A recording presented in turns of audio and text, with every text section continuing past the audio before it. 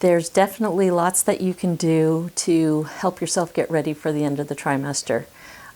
First and foremost is make sure that you are getting a good night's sleep and eating and drinking lots of water, because self-care is first and foremost.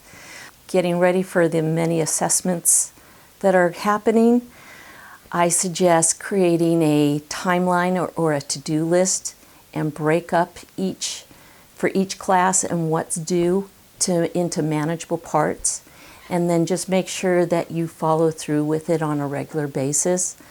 You may have to go back and reassess what you need to do, or if you need to put more time into it. That's always important to do.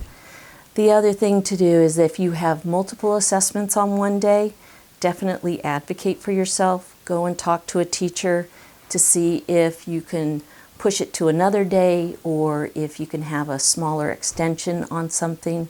But advocacy is key to helping yourself and letting adults know where you are mentally and academically prepared. All right.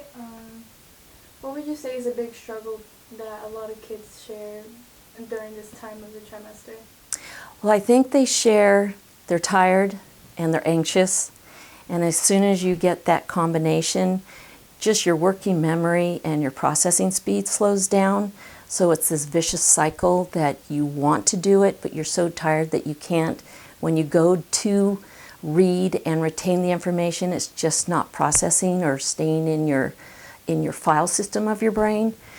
So the key is to try to write down as much as possible, making those to-do lists, looking at a calendar, setting up times, and definitely talking with your teachers. It may be a point where you can't do everything at 100%, so you are going to have to let go of some things and kind of prioritize. What do you need to put your most time and effort into, and what can you step back from?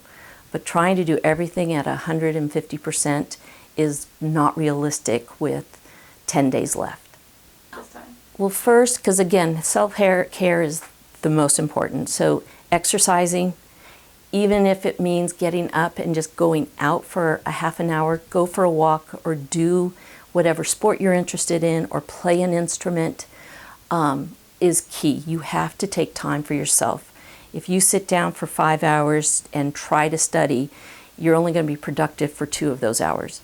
However, if you break up that studying by getting up, moving around, taking breaks to eat, making sure that you're drinking the water, and then kind of do shorter study, will be 10 times more efficient.